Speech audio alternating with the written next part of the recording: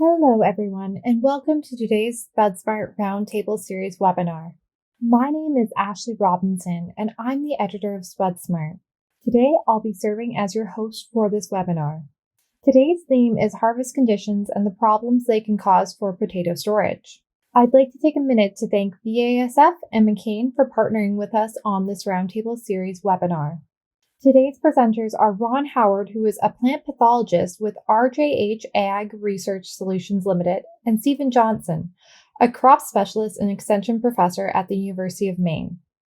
In today's webinar, you'll learn about how harvest conditions can contribute to diseases in storage, what you can do when storing your potatoes to keep them in the best condition, what diseases your potatoes may face in storage, and how to handle potato storage diseases.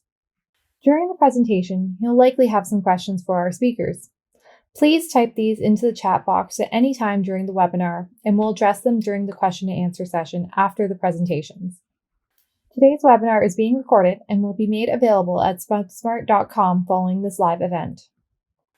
Our first presenter is Ron Howard. Ron is a plant pathologist with RJH Ag Research Solutions Limited.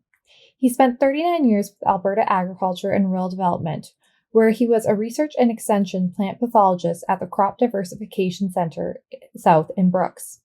Ron carried out diagnostic, surveillance, research, and extension work on potato diseases for most of his career. His work on storage diseases included evaluating post-harvest fungicides for efficacy, screening potato varieties for resistance, and determining the effectiveness of different methods for cleaning and disinfecting potato storages and equipment contaminated with bacterial and fungal pathogens. After retirement from the Alberta government in 2014 and through his company, Ron has remained involved in a variety of collaborative research, extension, and crop disease surveillance projects. Take it away, please, Ron. Okay, thank you very much, and good morning, everyone.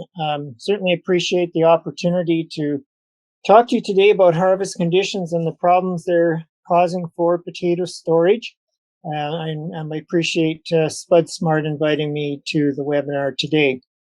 I have a number of acknowledgements I'd like to present here. In the course of gathering the information to present in the webinar, I talked to a number of potato industry specialists and plant pathologists across Western Canada to get their ideas on potato harvest conditions and storage problems that they might anticipate, and their names are given here in my first slide. These folks work for provincial and federal agencies and potato industry organizations in the provinces of British Columbia, Alberta, and Manitoba. And I appreciate very much their information, and I've incorporated it into this webinar. For those who may be from outside of Canada, when I talk about Western Canada perspective, which is what I'll be presenting today, I'm referring to the provinces of British Columbia, Alberta, Saskatchewan, and Manitoba. Here's an outline on what I'd like to cover today. We'll talk a little bit at the outset about the current status of the potato harvest in Western Canada, what the disease situation was in potato fields in the prairie provinces in BC in 2020, because that's often where storage diseases originate, is in the field. We'll spend most of our time talking about the major storage diseases of potatoes that we see here in Western Canada and some of the key strategies for managing these diseases. And then, if time permits, we'll end off with some questions. So in general, the potato harvest, the growing season, first of all, in Western Canada this year has been reasonably favorable for potato production. We had hot, dry conditions on the southern prairies towards the latter part of the growing season, which has stressed some of our potato crops. But most of the early maturing varieties have been dug, and the harvesting of the main crop varieties is just nicely underway. Quality's generally been pretty good, but there have been reports of some abnormalities such as secondary sprouting and knobbiness, which we usually associate with heat stress. Some of the extension specialists I've spoken to are concerned about the dry soil conditions that could result in lumps, and of course that can lead to tuber bruising during digging and predispose them to a number of infectious diseases. In addition, if we're bringing in warm tubers, they're going to need to be cooled to remove that field heat. The disease situation in our potato fields in the West, we just have some preliminary reports at this point. Most of them, the detailed reports will come later in the fall, but preliminary reports suggesting disease levels were average to below average in most areas. Hot, dry conditions on the southern prairies have suppressed some of the foliar and soil-borne diseases, especially the ones that rely on rainfall and high humidity to develop and spread. And in my home province of Alberta, we've received some excess precipitation up in the central Alberta areas, and that has led to a few disease occurrences. So in terms of the meat and potatoes of our presentation today, we're going to be talking about some major potato storage diseases, and I've grouped these into two groups, and those are the infectious diseases caused by pathogens and some of the non-infectious diseases and disorders that are basically physiological. And those, the infectious diseases will include bacterial soft rot and blackleg, fusarium dry rot, late blight and pink rot, powdery scab, and pythium leak. And I've grouped some of these together because they affect the potatoes in similar ways and have similar biologies. And then for the non-infectious disorders, we'll look at bruising and shattering and chilling and freezing injury. So let's start with bacterial soft rot and blackleg. These diseases are caused by the bacterial genus Pectobacterium, and the species are Pectobacterium keratoverum, causing soft rot, and Pectobacterium atrosepticum, causing blackleg. And the soft rot, the first one is probably the most common. It affects many different plant species, whereas blackleg is usually restricted to potatoes. And these diseases often occur together, sometimes even on the same plant in the same field. And they're both fairly common in our potato growing areas. Both of these diseases can cause seed piece decay in the spring, and of course tuber rot in the field and storage, and we even see situations where they will kill the stems or even the whole plants in the field. Now this slide shows some typical symptoms of Pectobacterium diseases on potatoes, and you can see in the picture on the upper left, there's a wound there that has provided an entry point for the soft rot bacteria to invade the tuber. And once that happens, the enzymes that the bacteria produce macerate the tissue, and it often begins to ooze water out of the points of attack. Blackleg, we'll often see a dark discoloration in the tubers as well as the soft rotting. Fusarium dry rot's the next disease I'd like to talk about, and this is perhaps our most common storage disease on potatoes in Western Canada. It's part of a complex of three main types of fusarium diseases that we see, starting with seed piece decay in the spring, and then there's fusarium wilt during the summer, and then dry rot, which is our post-harvest disease. There's over a dozen fusarium species that cause dry rot and these associated diseases, but in case of storage rot, dry rot, Fusarium sambucinum is our main species of concern. Fusarium species can attack the potato plants in the field and in storage, so they're all a year-round problem. The fungus Fusarium reproduces by spores, and these are spread long distances in air, soil, and on seed tubers by field operations. And when potatoes are moved around, trucked around, the disease can spread that way as well. Our Fusarium diseases in Western Canada are generally more serious in our storage diseases, and especially in potatoes that are stored for a long period of time. For example, seed potatoes and some of the processing varieties that aren't processed until on into the spring. This plate shows some of the typical symptoms of Fusarium on potatoes. In the upper left, we see some potato seed pieces that have a surface infection and dry rot caused by Fusarium. And then down in the two pictures on the bottom, we see the typical shriveling and collapse of the tuber tissues as a result of fusarium invasion, the creation of cracks. And when we cut those tubers in half, we'll often see the presence of discoloration and fungal mycelium on the surface as well as in cavities within the tubers themselves. Late blight and pink rot, the next set of diseases I'd like to talk about, and they're caused by species of the genus Phytophthora. Phytophthora infestan causes late blight, and pink rot is caused by Phytophthora erythroseptica. Late blight is a sporadic disease in the prairie region. It's more common in the more humid, higher rainfall areas, for example, in British Columbia. And it's generally when we get rainy growing seasons is when we'll see late blight appear. So we need that abundant rainfall, or in the case of irrigated production areas in Western Canada, heavy irrigation in the spring and summer can sometimes promote infection, especially if you have cull piles in the area or have accidentally planted some infected seed. Pink rot is a tuber disease. It's more aggressive than late blight in the tubers, and it's more resistant to drought and cold. And while freezing tubers we find will often kill late blight, that's not necessarily the case for pink rot. Here's a slide showing some of the typical symptoms of late blight. We see the cinnamon brown coloration in the two tubers on the upper part of the plate, and late blight is essentially a dry rot, but with pink rot, which you see in the bottom picture, the tubers, when they're cut in cross-section, are often quite watery and soft, and they'll develop this pink coloration, hence the name pink rot. Moving on to powdery scab.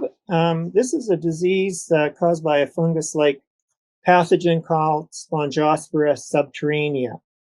And this is a disease that most people would consider to be a field disease, but we have seen it predisposing potatoes to other pathogens and becoming facilitating storage disease development.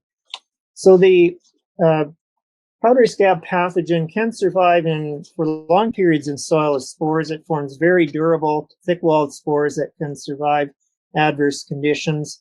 It is not related to common scab, which is probably more prevalent than powdery scab in Western Canada.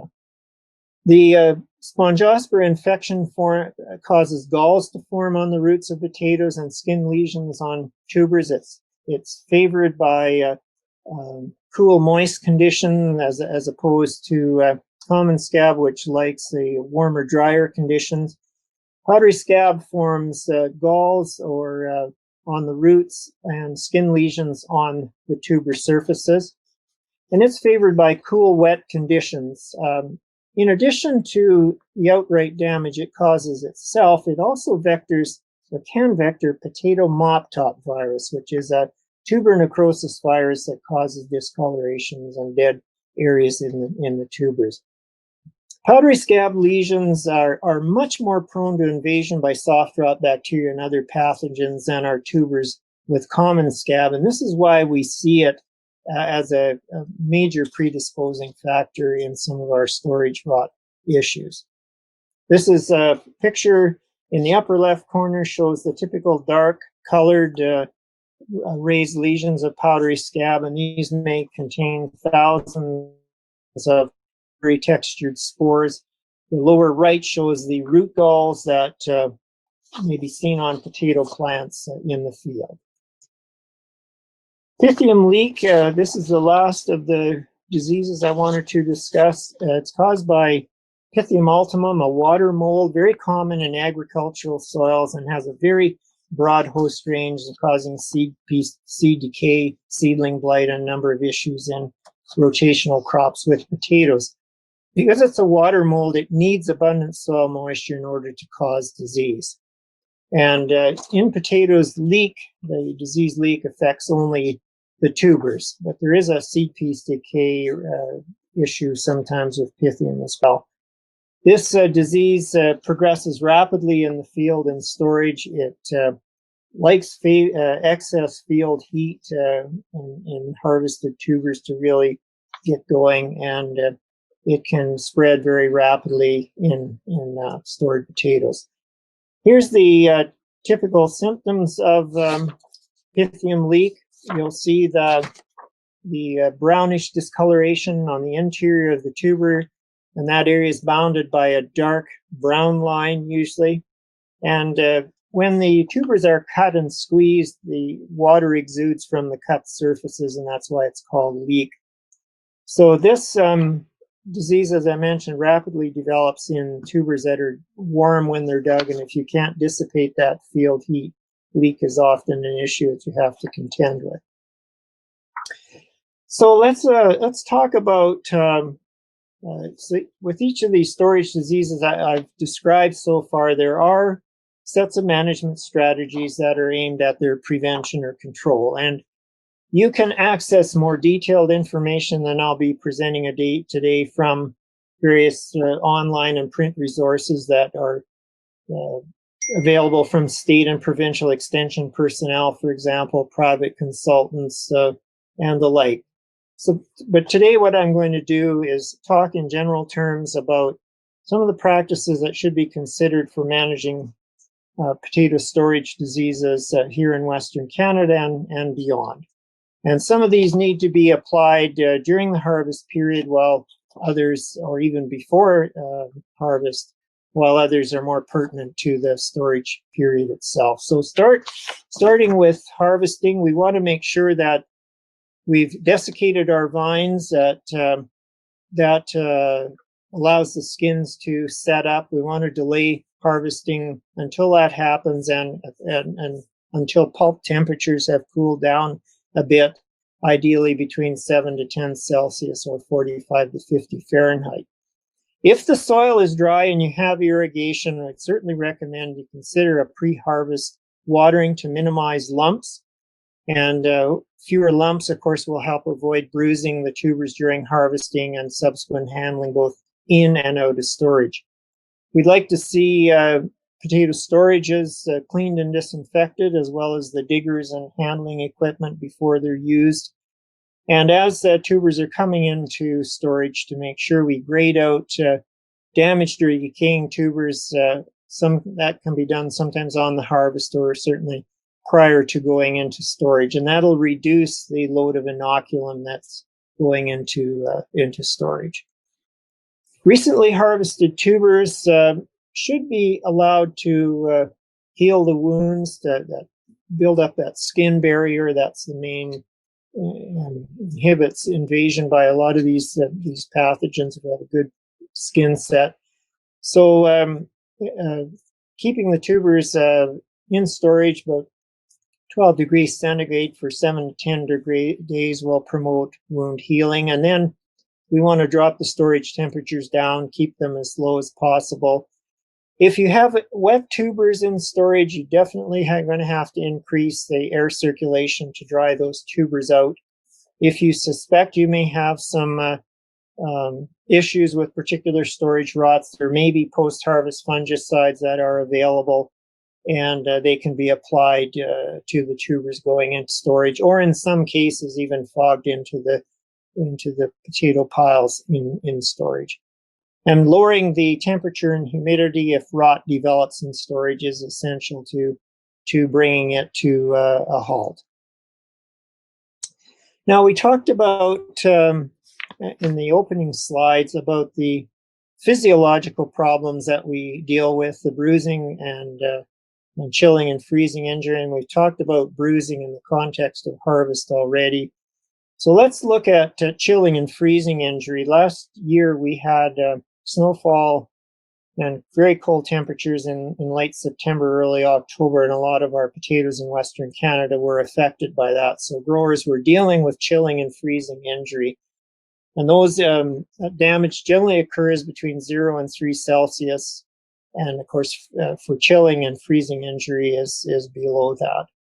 The chill tissue in potatoes usually turns a gray or black color, and usually doesn't have an odor to it unless it's had secondary infections. Occasionally, you'll see a reddish brown or mahogany coloration. The vascular tissue, that bundle of tissue just beneath the skin a few millimeters is very susceptible to chilling, and sometimes that's where you'll see the discoloration happening first. When ice crystals form in frozen cells, the cells walls may rupture and the affected areas appear rubbery and watery. Sometimes there's a dark line that separates healthy from affected tissue. And of course, these frozen tissues are very susceptible to breakdown. Here's a picture of some chilling and freezing injury on potatoes. And you can see the sunken lesions in the upper left picture and on the upper right that indicate that these tubers have been exposed to chilling or freezing. And then when you cut the tubers in cross section, that you will often see the discoloration. There may be leakage of moisture in those potatoes, and that can favor bacterial soft rot especially. So to manage chilling and freezing injury really starts in the spring with ensuring that you have properly formed hills that provides that insulating blanket to help protect the tubers from freezing if that's a risk. Obviously harvest your tubers before severe frosts, and if you're digging in cold weather, you may, or trucking, you obviously need to protect the tubers against freezing in transit with tarps or enclosed trailers. If you're digging chilled or slightly frozen tubers, it's important that you wait until they've warmed up. If they're dug cold, the bruising typically is a lot worse than if they're allowed to warm up. Field frosted or chilled tubers need to be held in storage for 2 to 3 weeks at warmer temperatures to allow for wound healing and to dry the surfaces down. And then, of course, if there's any tubers with visible breakdown, those need to be removed, graded out. And that's my presentation this morning. Thank you very much for listening, and we'll look forward to receiving your questions later on in this webinar. Thank you, Ron, for your presentation. Hello, it's Ashley Robinson, editor of Spud. I'm so sorry for the earlier technical difficulties we experienced. Our next presenter is Stephen Johnson, who is an extension professor and extension potato specialist with the University of Maine, where he has been employed for the past 32 years. Steve has a PhD from the University of Florida, a master's degree from the University of Maine at Onslow, and a bachelor's degree from the University of Wisconsin-Madison, all in plant pathology. His responsibilities in Maine are potato diseases, with potato light blight occupying a major portion of his time. When the crop is not in the field, potato storage disorders are a focus of his efforts. Take it away, please, Stephen. All right, well, thank you, Ashley, and I appreciate the invite to be part of this webinar. I echo a lot of what Ron said as far as the kudos and thanks for setting this together. It's kind of easy just to show up and talk, not have to do all the background work. But it's going to seem as though Ron and I spoke ahead of time. I've never met Ron, and our talks will pretty much dovetail because I'm not really going to be talking about the diseases. I'm going to be talking about the storage and how to handle the building by basically classifying the diseases into wet or dry rots, which are pretty obvious when looking at them. And so, initially, the number one rule that you really have to understand is a storage is not a hospital. Your potatoes are not going to get better. If they go in there sick, they're going to come out sicker. At most likely, the best case scenario, you're going to get out what you put in. And so understanding that you need to do your management in the field. As a storage pathologist, I don't believe that diseases happen in storage. They happen in the field and they get brought into storage. They happen when they're being loaded into storage during that occurs. There can be some spread in storage, but realistically, the time to prevent them is in the field. And I think that some of that was brought up earlier there. And these are some storages. It's been a few years in Maine since we've seen storages, but this one did have potatoes in there. They didn't make it. We don't have any storages that I know of. I know our processor. I hope I said that right, Canadians. Our processor hasn't bought anything out of a computer controlled storage for 2 decades and such. And some of the quality and the breakdown issues that were very common become almost a non-issue as we go into our more modern storage. But we're also putting in a lot farther. These tiny buildings like this, we don't see anymore. A generation ago, some of the potatoes may come in at what we put in for a day, we put in 30 minutes now. So we bring in a lot more field heat. We move potatoes faster. We bang them around a little bit. And so at that point, it's important to keep that in mind, that it's not the same storage and handling that we've always had.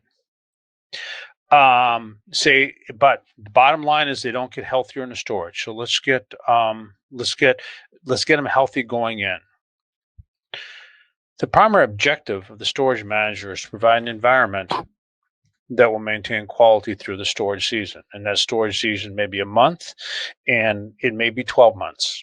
And again, there's a different approach if you're going to be harvesting potatoes in September and delivering them in August, as opposed to harvesting in September and delivering in December.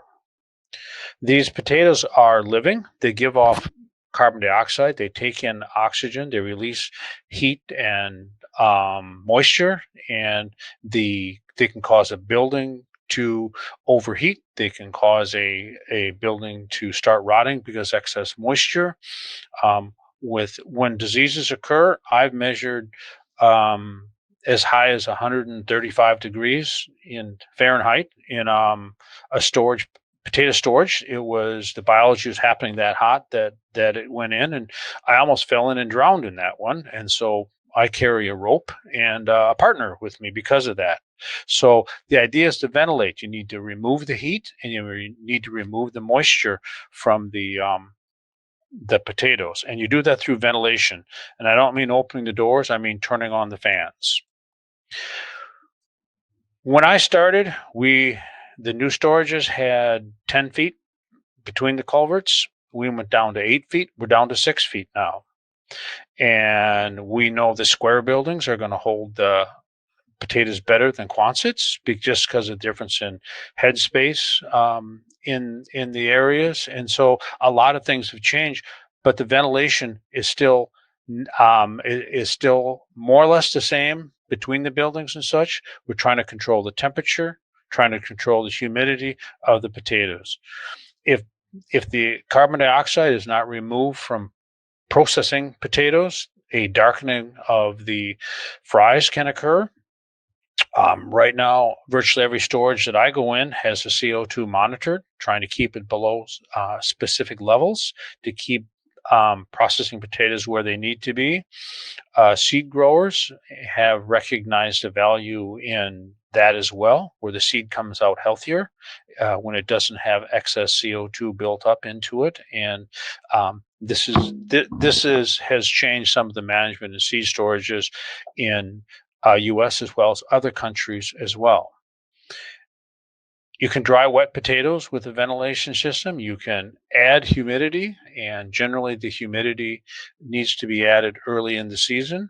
And I know I go around and I turn down the stopcocks on the spinning humidifiers, because 100% humidity in wet floors is different than 100% humidity in dry floors. Getting the vapor into the air is one thing without having it too wet, so you start condensing onto the potatoes, and that's when you start getting bacterial and or fungal development. So you can add moisture, you can remove moisture from the system, and generally the fans are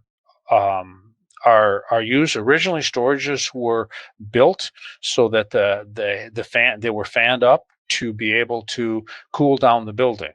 And you have massive fan capacity to cool down an enormous building. And then when you need to ventilate it, the thing kicks on and blows huge amount of air as well too. Well, at that point, then now there's maybe 2 fans or 3 fans, because you don't need the same amount of ventilation when you're in static pressure because you're not cooling the potatoes. You're just trying to circulate the air through them, and gone to variable speed controllers that save a lot of energy and are very efficient. And sometimes they need some adjustment because you CO2 monitoring, because they may not get the CO2 off as well for. But again, trying to minimize the weight loss, the shrink loss. Not enough moisture or too much wind right after harvest is going to cause excess shrink in the potatoes, and that leads to problems down the road, whether they be pressure bruises and fusarium entry into there, or simply selling less of a crop, and the potatoes just aren't that attractive to the end buyer. For the ventilation, generally looking to be able to add a gallon of water per about 1,000 cubic feet per minute of airflow. So you need to have that. And again, sometimes the swamp coolers, they don't have enough humidity when they pull it down. An additional spinning humidifier might be needed at that period, but not later on in the season. Ventilation capacity, storage design is quite an art. It is constantly improving and getting better. We're looking for a static pressure of 1.25 inch water column and air velocity of about 1,000 feet per minute.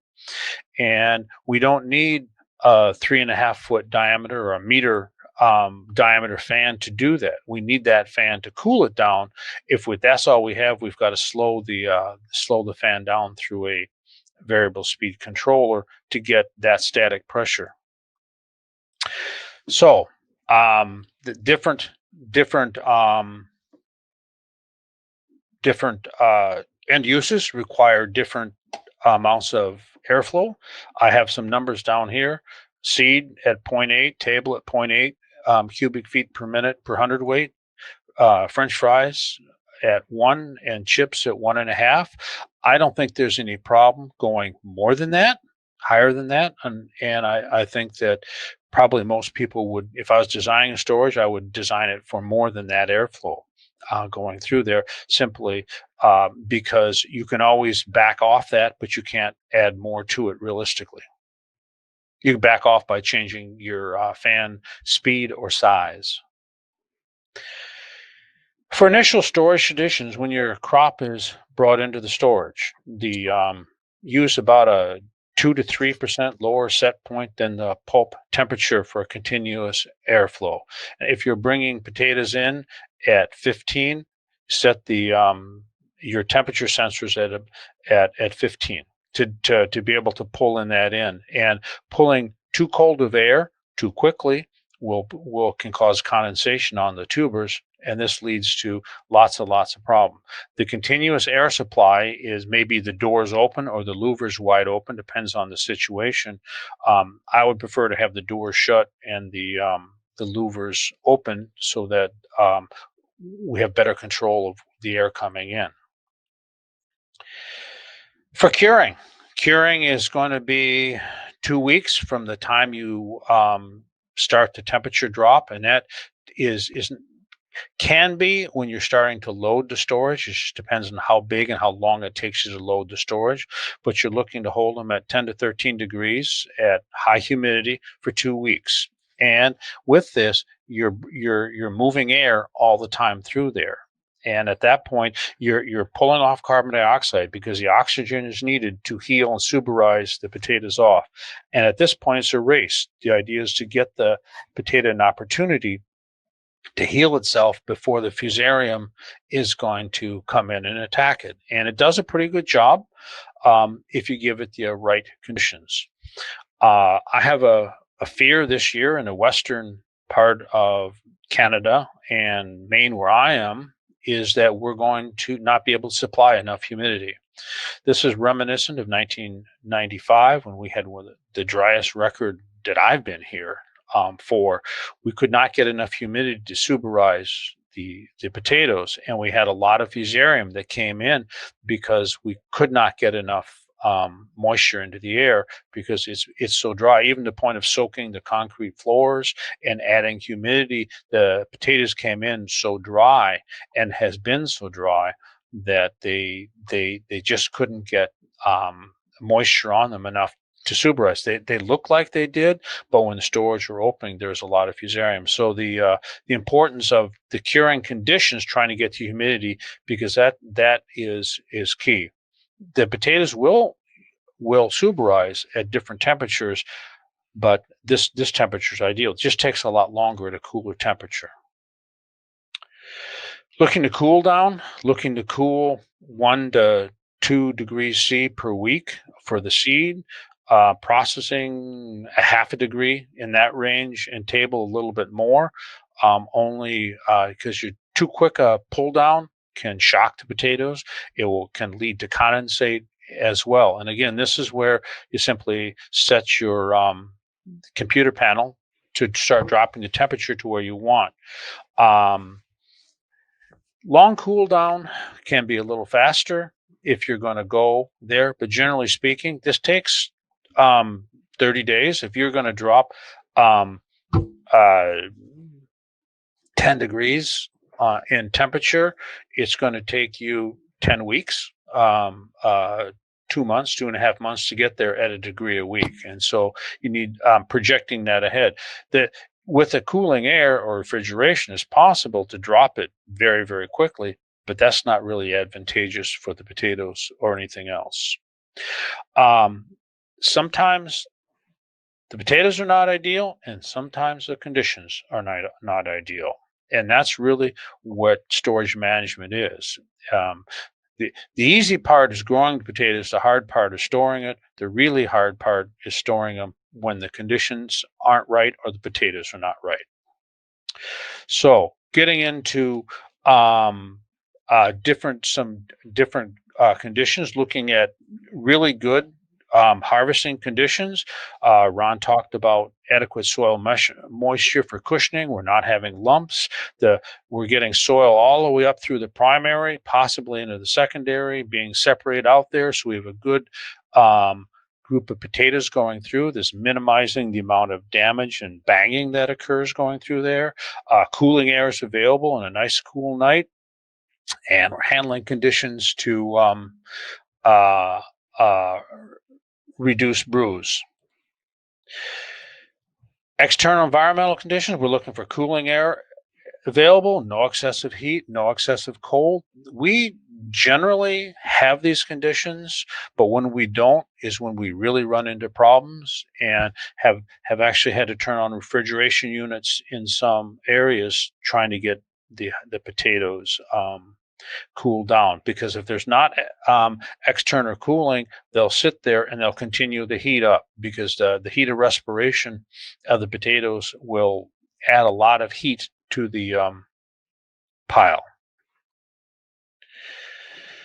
Storage problem is if the crop handling or the harvest conditions aren't right, and this can be your initial storage conditions, which is really your first 10 to 30 days, 15 to 25 days in that range, or your cool down and curing conditions after that.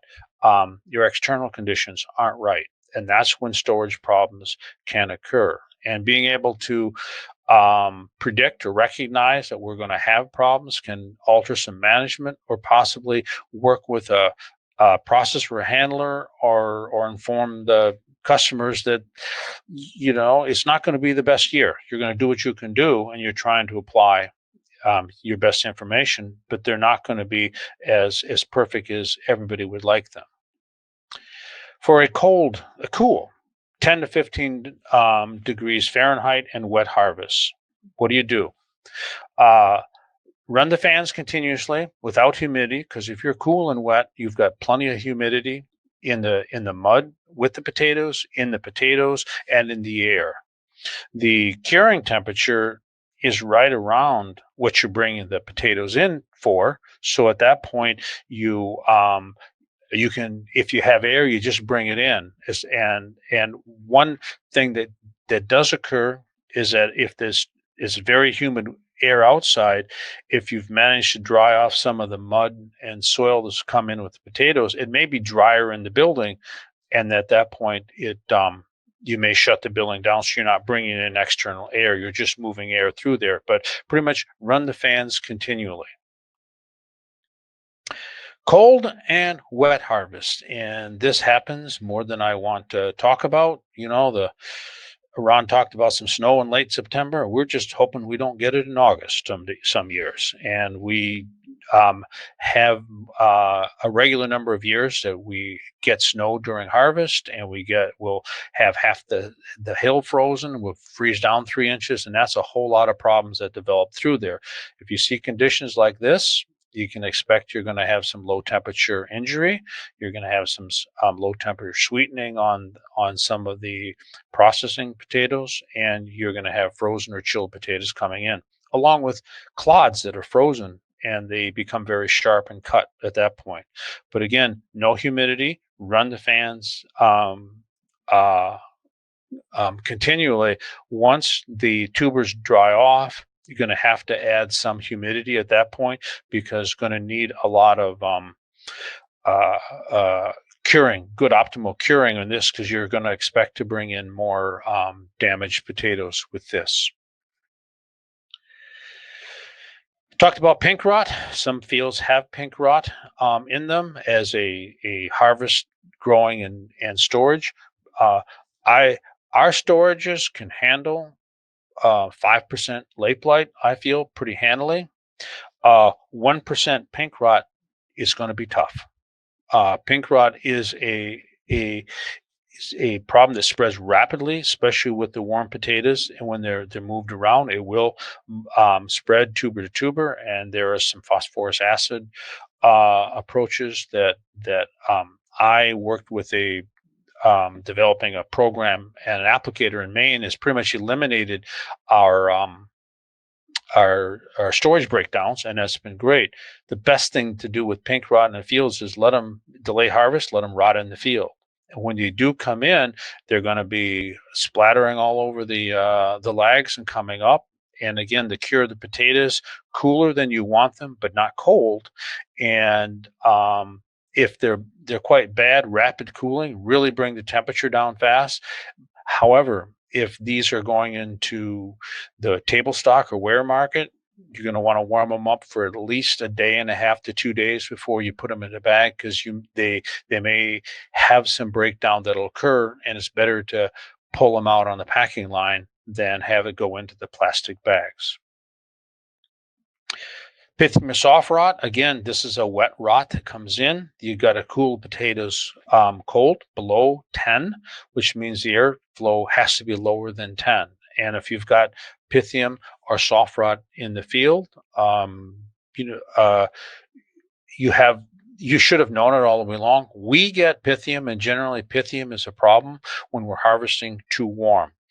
If we harvest over, I'm guessing about Fahrenheit to centigrade, over 25 or 28 degrees, we will get Pythium. We will get leek, because that's too warm for our area to harvest them. That's the time to shut down, and the potatoes come in too warm.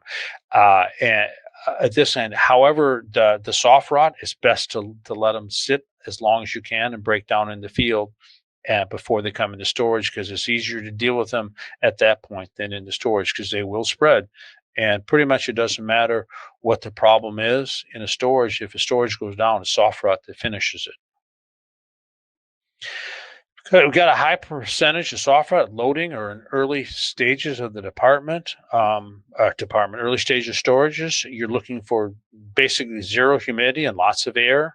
And we have tried, we don't have information to support the use of disinfectants or just bactericides to the ventilation. We can't seem to get them to show anything through the humidification system. So we don't. I don't recommend it, and we don't do this. We will use hotspot fans. We will put fans with tarps over. There may be a load they got rained on. You thought you might have got away with it, and you're not getting away with it. Those are fairly easy to target, either by looking at the pile or with a infrared temperature gun. And these hotspot fans, which is about a 1/3 horse fan, generally like on an inner tube or something, a tarp around to pull heat out of it. And it can do a pretty good job, but it's going to be on there for a good 3 weeks or more. If you've got soft rot after curing, it's time to really pull the bottom out of the temperature and use supplemental air. This might be those hotspot fans. It might be booster fans in the plenums across the area where there is a problem. But if you've got a high percentage after curing, it's time to move that that that bin any way possible, because it may not make 60 days.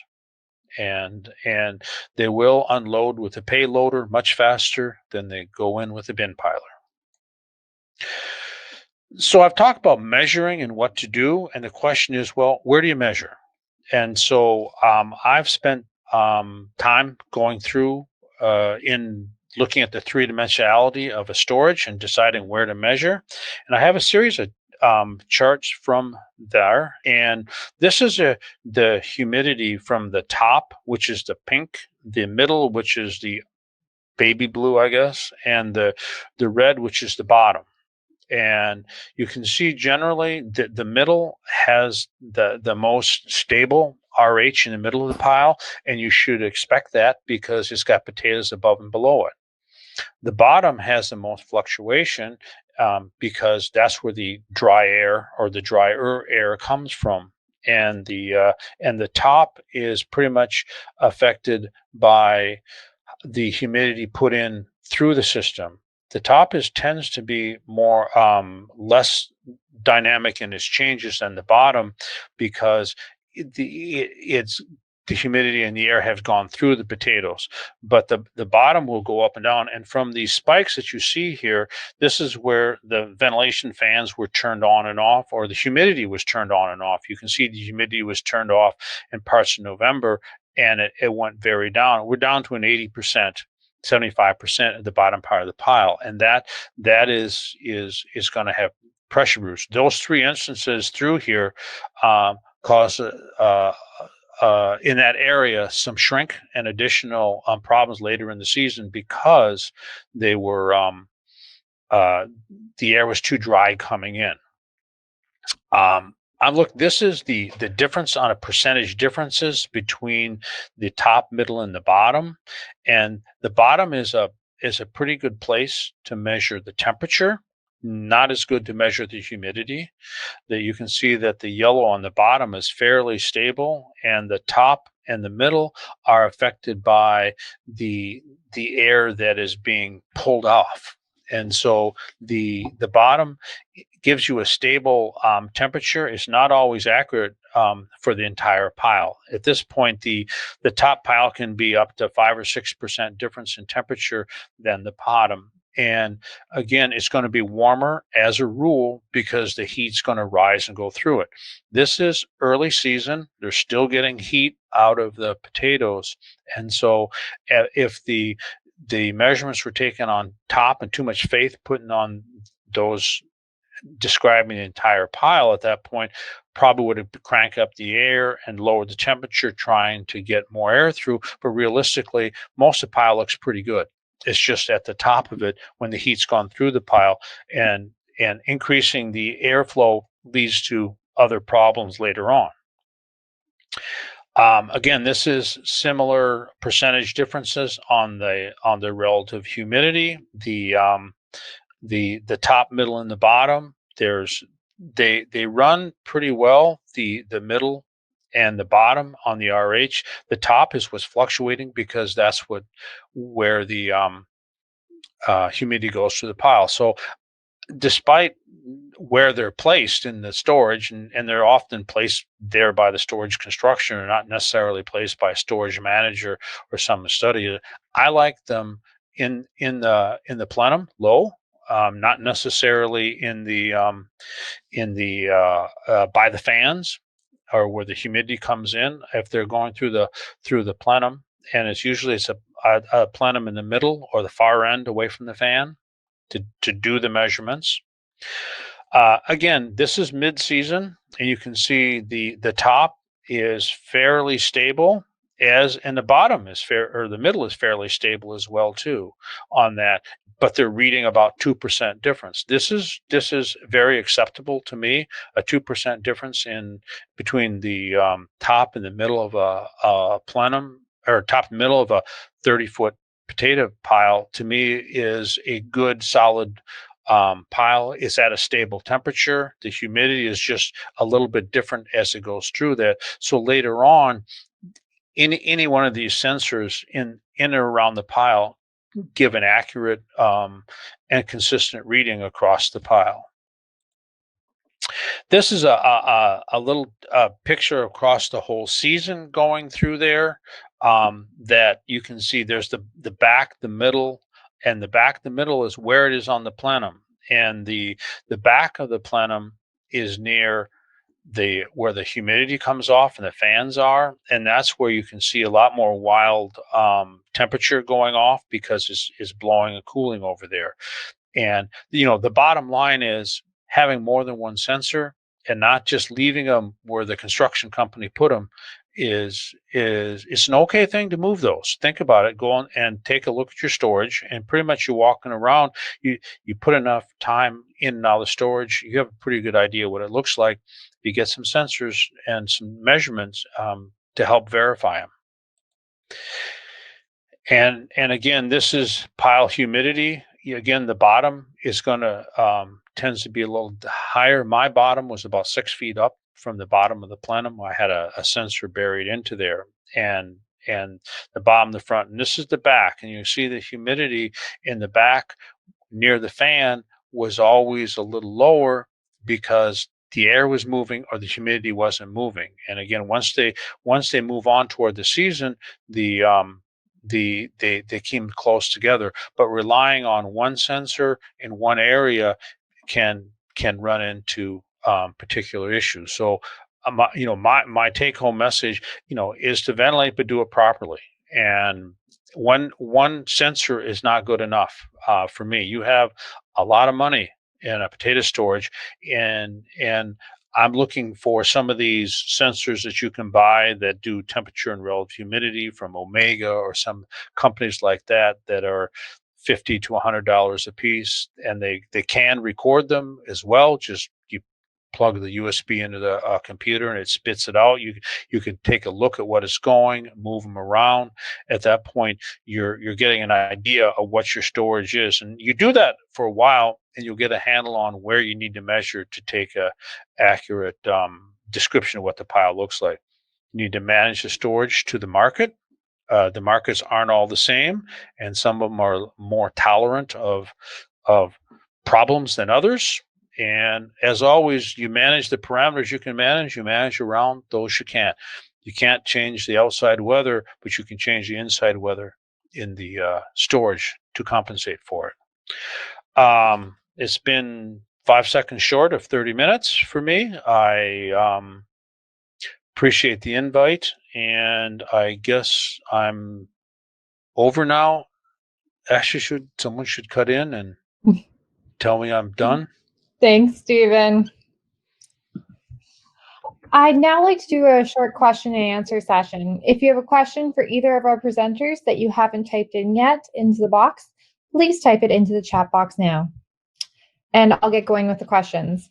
So the first one is, I think this was from during Ron's presentation. Is powdery scab a quarantine disease in your country? So he was meaning in Canada? No. Thank you. Oh, sorry. No, it's not a quarantine disease. Thank you, Ron. Our next question is, I think it was from again during your presentation, Ron. What is pulp temperature?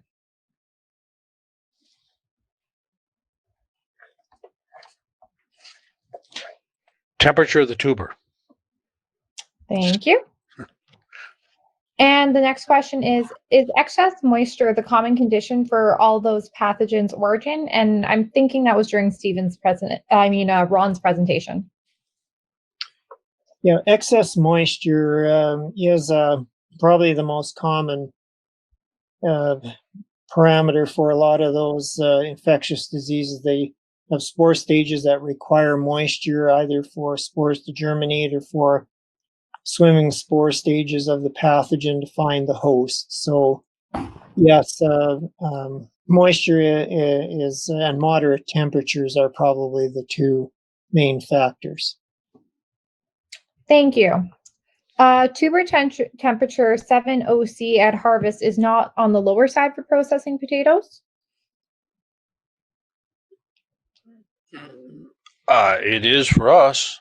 I mean, 7 degrees is colder than we're going to store them, and generally our tuber temperature is going to be warmer than our air temperature because the soil is still holding moisture. But if our tuber pulp temperature is coming in at 7 degrees, it's time to get them in a hurry, because it's going to continue to get lower, at least in the northeastern part of Canada and U.S. We have a proper winter. Right. Thank you. And this one will be going to Ron. How much Dickia is present in Alberta? Dickia soft rot has been found very rarely in Canada. There have been a few cases of it in eastern growing areas. To my knowledge, Dickia soft rot has not been found in the field here yet in Western Canada, but as I mentioned earlier, a lot of the disease surveys and so on are being carried out during the summer months. We don't hear the results until later on, but I haven't seen any reports of Dickia soft rot, verified reports of it yet in Western Canada. Stephen, would you like to add anything to that? Dickia has been low for the past couple of years because we've been quite dry. We are seeing some Pectobacterium parmentarii as becoming quite a serious problem, and it will take down a storage where Dickia will not. They tend to be kissing cousins, and they are often found together. So right now, our conditions for most of the places have been such that we haven't seen a lot of either any soft rot or blackleg. It's there. We just aren't seeing the symptoms. Thank you. Our next question is, which post-harvest chemicals are allowed to inhibit pathogen growth? How about you start, Stephen? TBZ, if I said that right, is thiabendazole. We have a lot, virtually complete resistance of sambucinum to thiabendazole. I took it out of our recommendations a long time ago. It can work, but it has to be put on absolutely perfectly all the way through, and it will slow. It slows the growth down. It doesn't inhibit it as you think. It's not a resistance that people think about, like Ridamil resistance or susceptibility. It slows its growth down on that. But generally speaking, there are some other materials that newer materials that have come in, Stadium, I believe, and some others.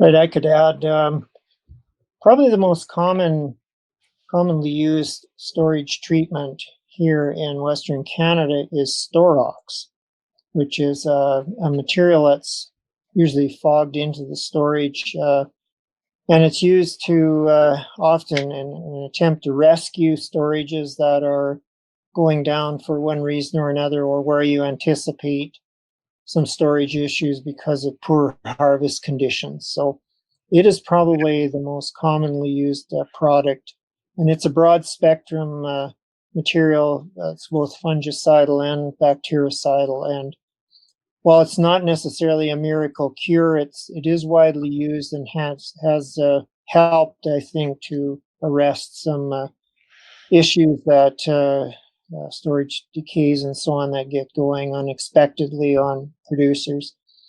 And there are fungicides such as Stadium and others that are used.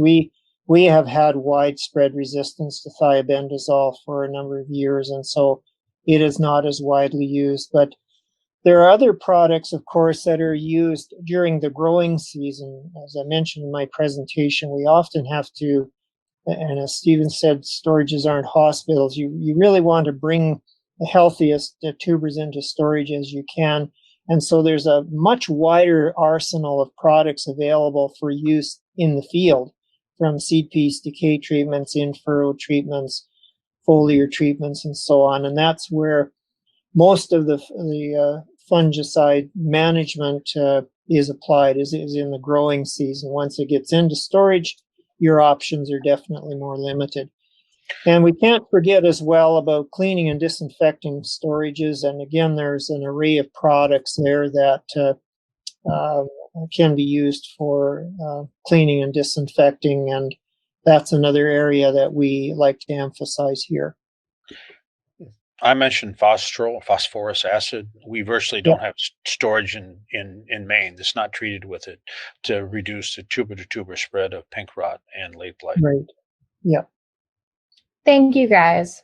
How serious of a problem is silver scurf in Canada, and how do you manage this? I'll let you first answer, Ron. Okay, silver scurf is a widespread problem in potatoes. It's a cosmetic problem. It doesn't cause decay of the tubers. It's a skin disease that detracts from market acceptability. Again, it's one where we want to start out with healthy seed or use seed piece treatments that could suppress silver scurf, and then some of the storage treatments that I mentioned, like the Storox.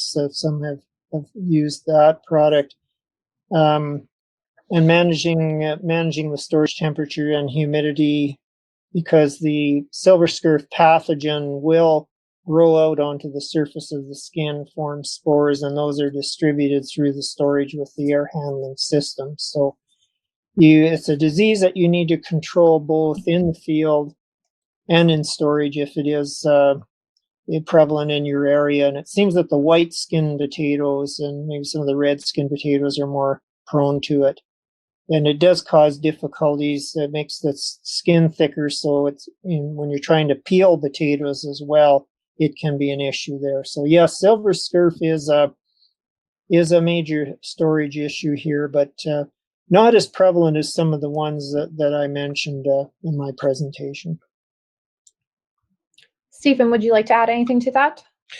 Yes, silver scurf, the pathogen needs cyclical wetting and drying to release the spores, and then they need to condensate on the tubers to go and reinfect. And so what's the worst case scenario that a storage person did there, they were basically running lots of humidity and then shutting it off for 2 weeks, and running humidity and shutting it off for after 7 to 8 days. What they were doing is they were drying off, they're releasing the spores, they put a lot of humidity on, they got the tubers damp again, the pathogen infected them, and a week or two later it went through the cycle again. And we have actually gone and changed some of our unloading practices, because on some of the larger storages, if they were opened up and the potatoes were disturbed every week during the from January on, what that did is that stirred up all of the pathogen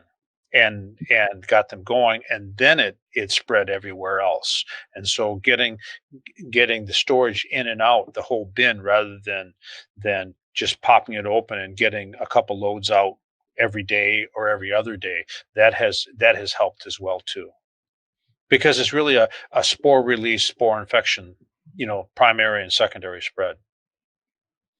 Thank you. Our next question is, if harvesting table potatoes with a pulp temperature of about 8 degrees Celsius is advisable to warm them up for drying/healing, or hold them at that temperature for longer to allow healing? Stephen, how about you answer this one first? If you're harvesting at pulp temperature of 8, by the end of the day, you're going to be 8.5 to 9. Just through the heat of respiration, rattling them around, moving them, that's going to increase the respiration. You stack them in a stack, and you're going to be up to 9 or 10. I mean, your pulp temperature generally continues to increase. And at 8 degrees, you probably have cooling air available. You're going to be working to even hold them at 8 at that point. So I would say that I would not be warming them up I would be moving air and depends on the outside air. I would just set the temperature, the flames right about the same temperature as that 8 degrees. Ron, do you have anything you would like to Yeah, add? I don't have anything to add to Stephen's response. Thank you. Okay, our final question, it looks like. Do you employ any sensors to detect early development of soft rods in storage? Either you like to take it away? Well, to be honest, the best sensor we have is your nose. And we don't flood the building with temperature sensors trying to find a spot, that might be different. Certainly when the pile are leveled off shortly within a certain amount of time after they've been loaded, if there starts to be dips in those piles, that you've got a soft rot problem that's shrinking. And at that point, we can use temperature sensing guns, infrared sensing guns, to look for temperature differences in the pile. But as far as using the temperature sensors as a early detection method for soft rots, I don't know of any. Good question, though. Right, I'd agree that the nose and the appearance of the pile, probably the two most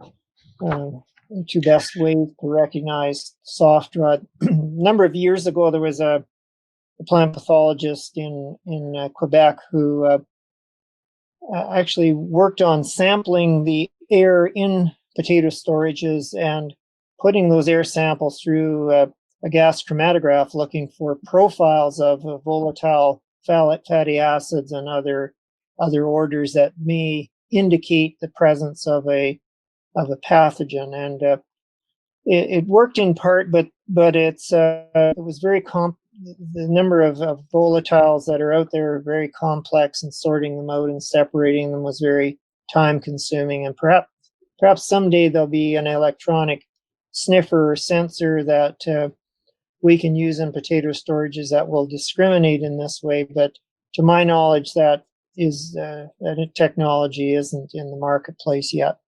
Mm-hmm. Well, that's all the time we have for today. I'd like to thank our speakers, Ron and Spud, for joining us today.